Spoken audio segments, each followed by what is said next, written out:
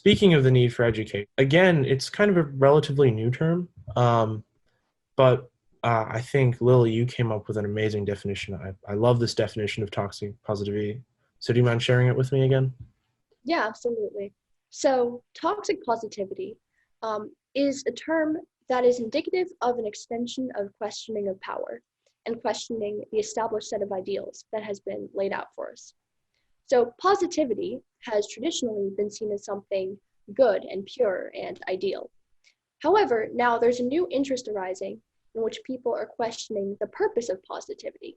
Is it always a mechanism that we should adopt and that we should uphold and that we should aspire to have at every constant moment, right? Or is it a way to superficially deal with problems while ignoring the problems that are festering underneath that could have, negative consequences down the line since we're not actively recognizing them and combating them? Yeah, no, another great definition. And I think it's also interesting. This word kind of serves as an oxymoron, because usually you wouldn't associate something like positive with like it being toxic. It's it's quite literally a positive connotation to the word positivity. So in that sense, it's kind of like an interesting word when you first hear it, because that seemingly like clash of feelings between those two words make it kind of a weird term, I guess. And I think that can also create some like first gut reactions to it, like negative gut reactions. So anyway. Right. And I think also oxymorons, interestingly, I've thought about this a bit, and I think in some ways they could be seen as a show of defiance. When someone attempts to highlight how one word can implicitly contain the opposite meaning within that word, right? That not only challenges the meaning of the word itself, but it adds uncertainty to the way we've formulated words and constructed meaning around words. So I think that's an important aspect to highlight about the term toxic positivity. So, and also, I thought I heard you say that you had some negative reactions, or you heard some negative reactions to the use of the term toxic positivity. And I'm just curious to know what exactly the encounter was like, just because from my experience, I think I've had pretty positive interactions with people, no pun intended, when I use that word. So, I mean, usually it involves a respectful exchange of ideas, and I usually explain to whoever I'm, conversing with. I explain to them the term, its meaning, interesting implications, and usually it generally results in a very amicable exchange, and we just gain more understanding about the word. So I'm just curious as to know, what negative experiences you've seen with regards to this word. Well, those negative experiences were my own, to be honest. So, um, eh, to explain a bit more, I didn't like hear this term and froth at the mouth. But when I first heard it, I saw it on like an Instagram post, and I was like, "What is this?" Because I try to be, in general, like a positive person, and I'm like, "What are they saying? That I'm doing something wrong?" And the post didn't really explain it well. It was just like this thing exists. Um, and that's like why I love this example, is because it's an example of the need for education. So for the people you were dealing with and you introduced to this concept, um, they probably accepted it because you introduced it and you defined it, and you explained its usage. Whereas for me, I just heard it and was like, it was just kind of thrown out there, and I was like, oh, weird. And it was only until later when I did a bit more research, I was like, oh no, that just makes sense. Toxic positivity certainly does occur. I think we can all agree that if you're feeling down and your parents are just like, go for a walk, cheer up, like throw a smile on your face, that's not very useful to your mood or whatever. Mhm. Um, so that's the importance of education, I think, when it comes to new terms, especially neologisms. Mhm. Hopefully I pronounced that right. But now, once again, I want to run this word through our value and function test. So when it comes to values, in my opinion, I think it's unique and I think it's specific. I can't really think of another phrase that describes a situation like toxic positivity other than toxic positivity.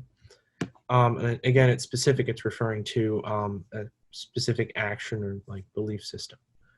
Um, and then once again for functions, I think it gets a little more interesting. So before I share my opinions on the functions, what's yours, I guess? So I think toxic positivity, I think the term itself was created similar to the way mansplaining was created. I think the general idea that sometimes, not always, but sometimes in certain contexts, positivity could be toxic or could have a negative element to it that perhaps contradicts the intended purpose of being positive. So I think that that concept has remained in the general consciousness, at least for some time, even though it hasn't been explicitly stated or explicitly codified into a term, right? So I think that that's why the term itself was created, and so the functionality is essentially to just highlight that concept and bring it to general Audiences. to yeah. So the purpose of that term, the functionality behind that term, is to take it from essentially a subconscious, implicit understanding and bring it to a general audience in an explicit way.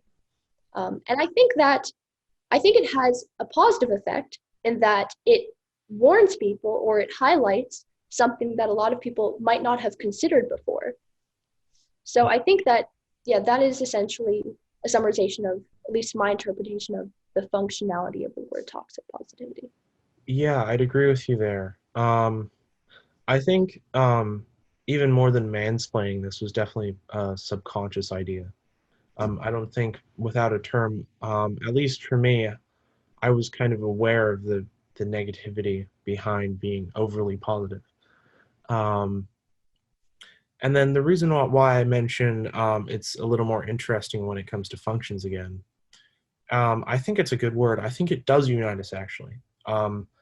With proper education of the word, or with proper education, and once people understand it, it's something that people can refer to and understand they're talking about the same thing, and um, it's something that we kind of all experience, I guess. So it's kind of a good word to refer to a common experience and something we might all have had to deal with. Um, when you use it, does it detract from the point you're trying to make? It kind of depends on how you use it, I think, for this one. Or if you're using it as here's this thing called toxic positivity, it's kind of important to be aware of in your life, and blah blah blah. This is what it is. I think that's great. I think that doesn't detract from the point you're trying to make. You're essentially just giving people a new term to refer to an old phenomena. But if you're using it like an accusation, it does have the ability, I guess, to detract from your point, especially if you don't explain it. Like if you're just like you're being toxically positive, and the person doesn't really know what that means, that can detract from any point you're trying to make. But that's kind of with any word as well, or any real neologism. Um, Right. so yeah, I think toxic positivity kind of passes our test with flying colors. So Yeah. um, I think it also might just be worthwhile to mention that I think a lot of times part of the reason why people might have an adverse reaction to a neologism being introduced is that they immediately think of the associations and the people who have maybe created that term, or the fact that it's a new term, and that in itself might cause a disconnect. A lot of people might be adverse to new terms or new words being introduced, especially like through the medium of social media. But I think people should try to recognize the actual meaning behind the term itself and try to separate the term itself and the meaning of the term from however it originated, or who created it, and other extraneous details surrounding the creation of that new word. I think that would help people in their reception of that word. yeah, I agree with that as well. That's good to keep in mind. Um,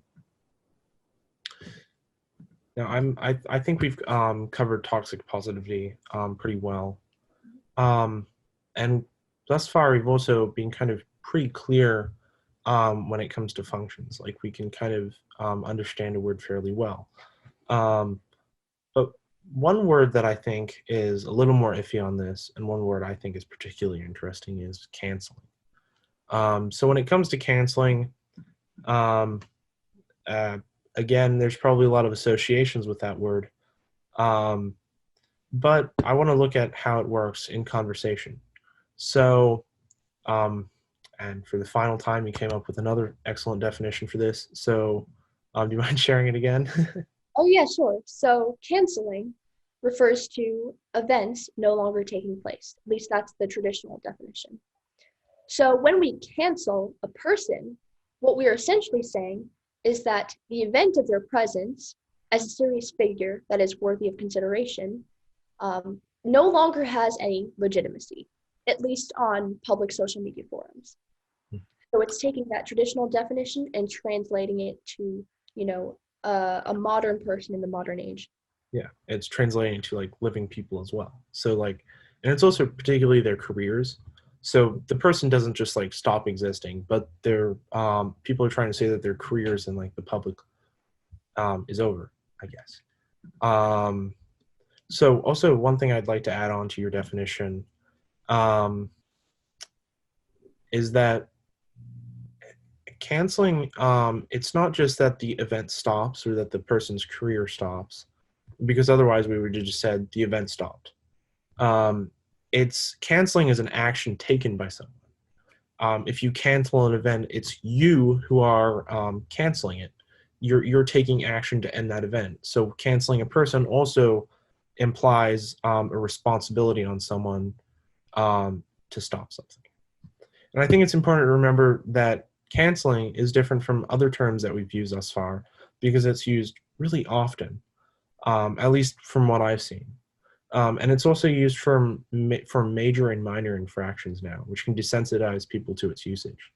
Like, for instance, when it came to scandals, I used to remember canceling being used kind of exclusively for scandals.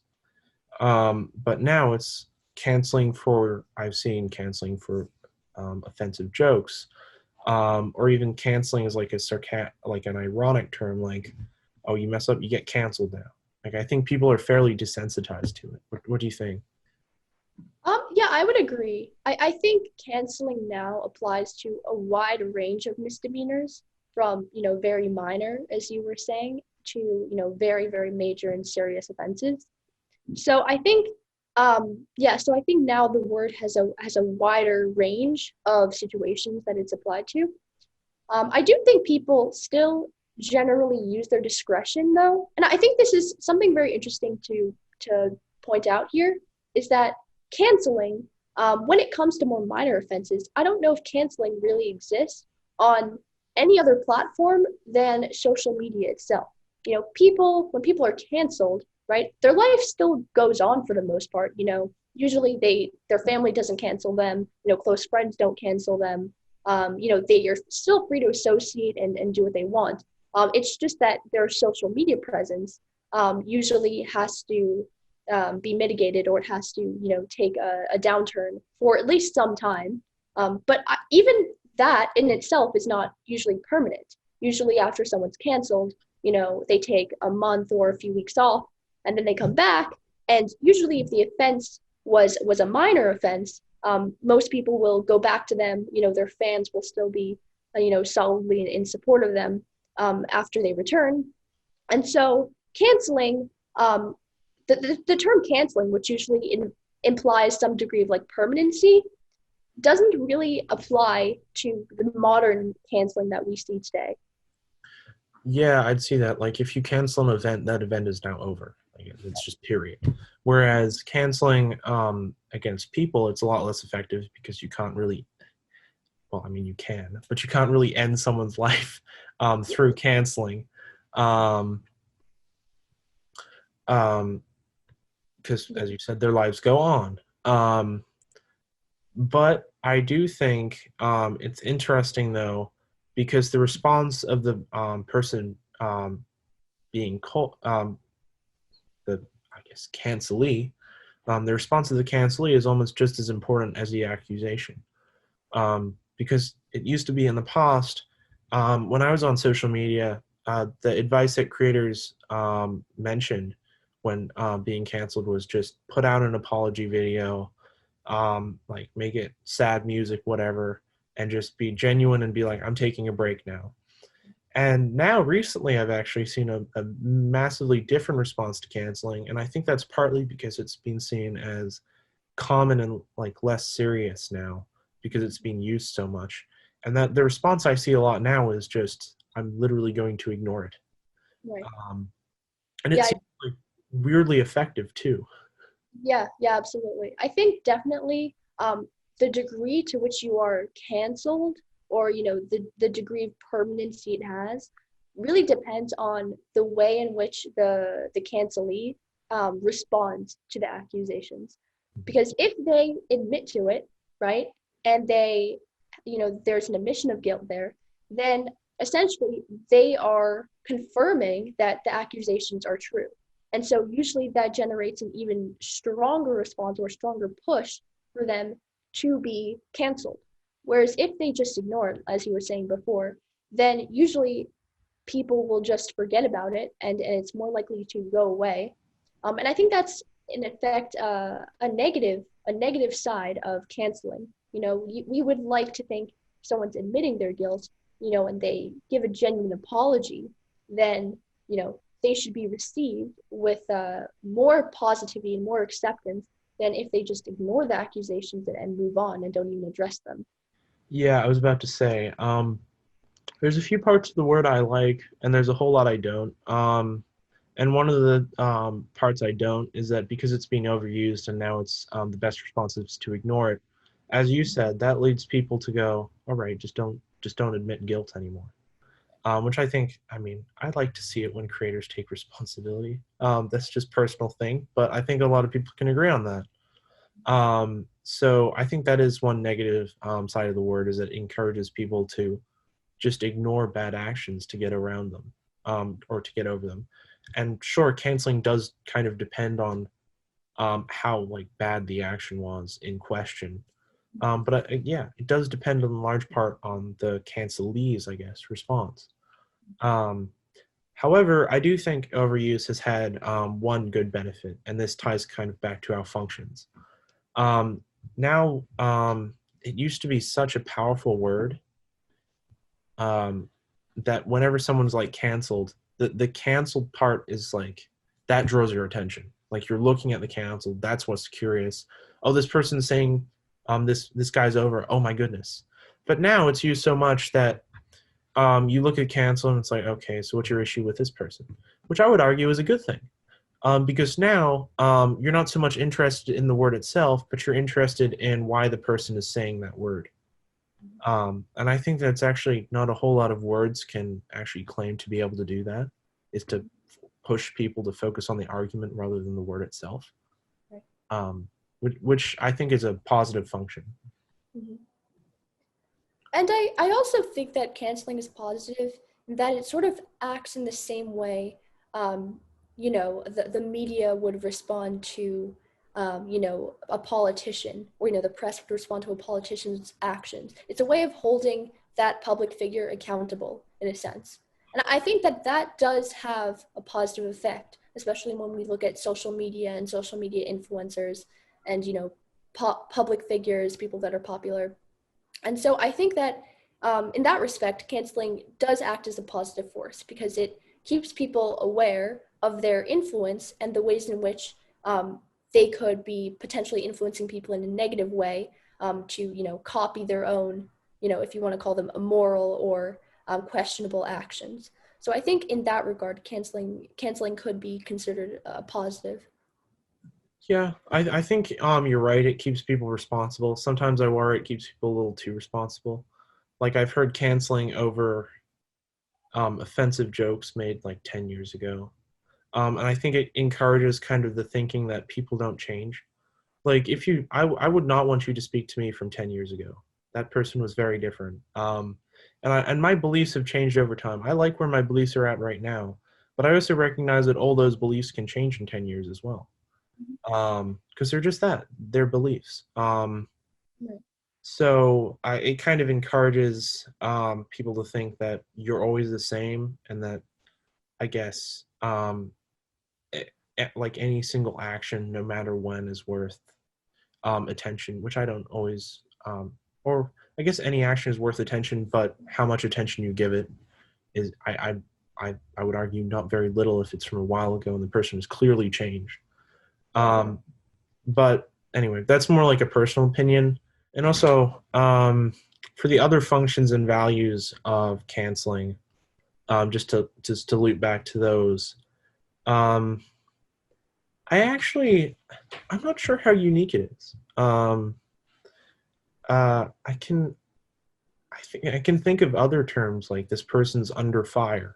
I could see canceling being replaced by phrases like facing public outcry, or um, like mass unpopularity, or people might be like requesting people to resign from office or leave social media. I think it's kind of referring to something that we already have other words or phrases for, though I suppose canceling is more succinct at least. I guess, what do you think about that?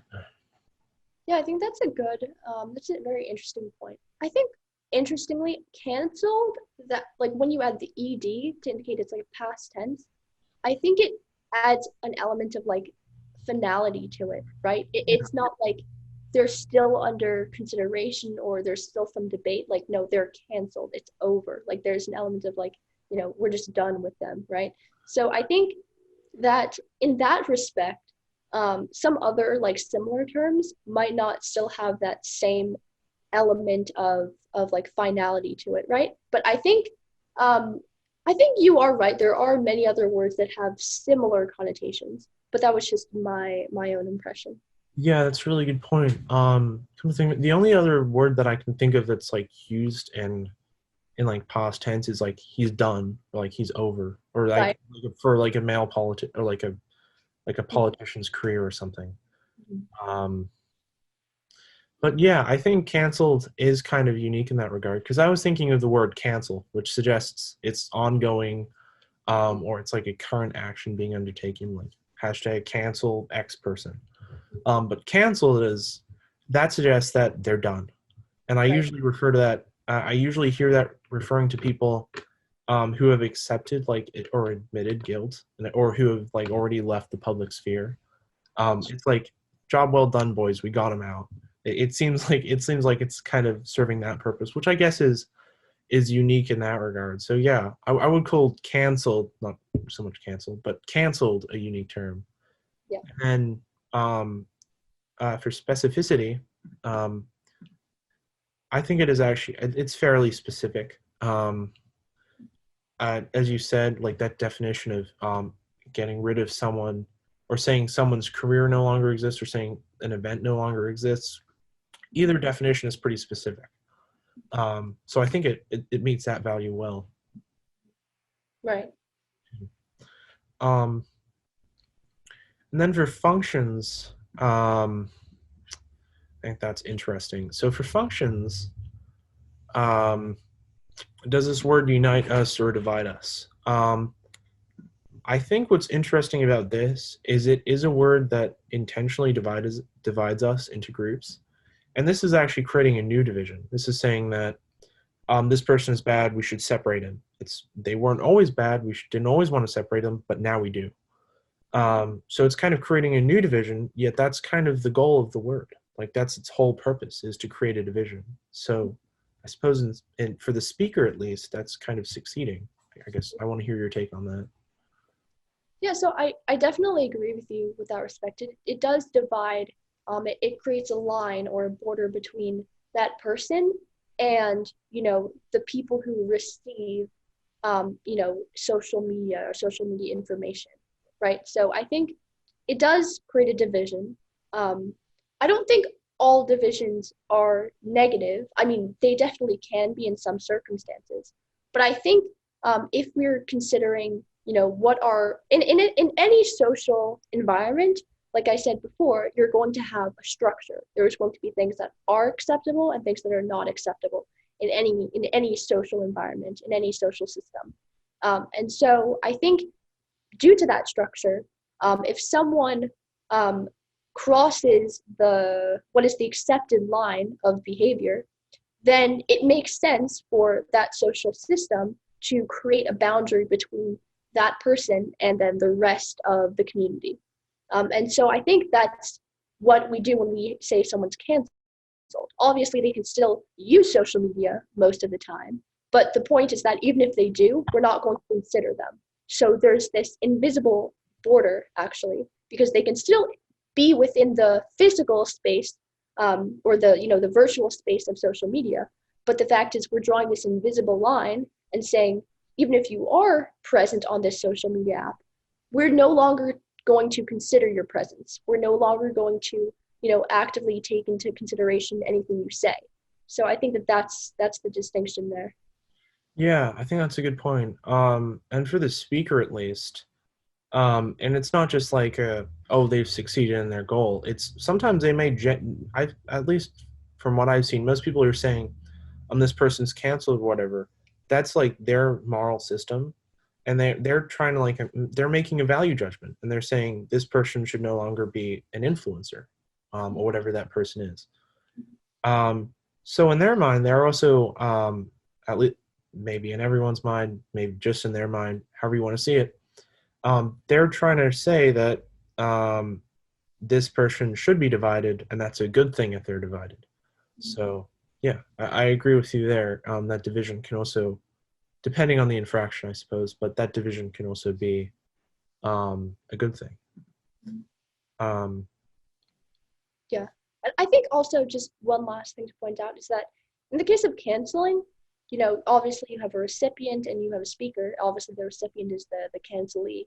But in this case, the speaker is not usually just one person. It's usually an entire community of thousands, like hundreds of thousands sometimes, people. And so it's a much stronger claim when you have an entire community or entire group of people calling for someone to be canceled as opposed to just one person. Usually if it's just one person, it's not a strong enough impact. It has to, spread out across an entire community. And then that force of, a joined agreement of people calling for someone to be canceled, then that triggers the actual event of, of them being canceled, essentially. That's true, yeah. And to your point, it's also not really like one person starting it. It's not like I use a canceled hashtag and then you use it. It's more like a creator does something that people respond to. And especially on Twitter, like with hashtags, people tend to like kind of rally around hashtags like their signatures to get rid of this person. So yeah, I'd agree with that as well. It's interesting though that canceling is pretty much always on moral grounds. Um, and for me at least, I've never been a huge fan of the term because it is, in some sense, imposing your own moral system on others. And I think there's some like moral things we can all agree on, like murder is bad. I think no one would really look at that and say, no, I disagree with that. But then when it comes to canceling, say for like offensive jokes, people have like vastly different moral systems, which is why I've never been a huge fan of cancel culture, is because it kind of feels like you have your moral system, that's fine. If you want to choose to support this person or not, that's also your prerogative. But I'm not a huge fan of the idea of like forcing it on other people, because they may have a different moral system. Yeah, I mean, I think I would just respectfully disagree with that. I don't necessarily see a point. I mean, I don't see a negative in, quote, imposing your own moral system onto others if you believe that that moral system is justified. And in the same way that, people felt it right to oppose, murder, slavery, just horrible atrocities. I think, to make the claim that because someone has a different moral system, it's not right to impose your own moral system onto them is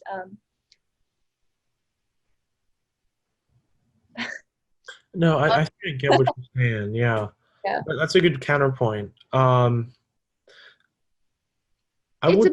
a bit questionable. Yeah, I mean, I think I understand your perspective when there's situations that we might consider to be morally ambiguous. Um, I think I see where you're coming from. I would just disagree with that. Yeah. I think slavery is a good example because it was something that was popularly accepted at one time. So it's difficult to make moral arguments based on the point that everyone agrees with it. So that was my bad.